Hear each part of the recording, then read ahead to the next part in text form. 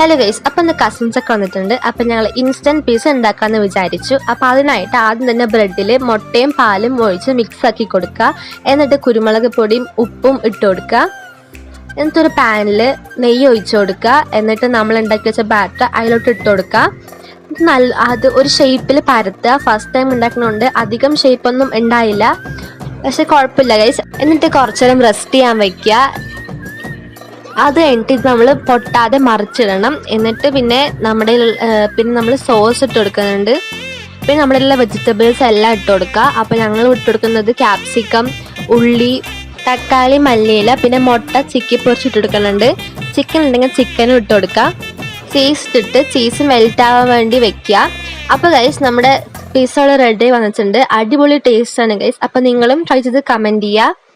ഇതുപോലത്തെ cooking videos വേണമെങ്കിൽ നിങ്ങൾ കമൻറ്റ് ചെയ്യുക. അപ്പോൾ ഇന്നത്തെ വീഡിയോ ഇത്രേ ഉള്ളൂ. അപ്പോൾ എല്ലാവർക്കും ബൈ.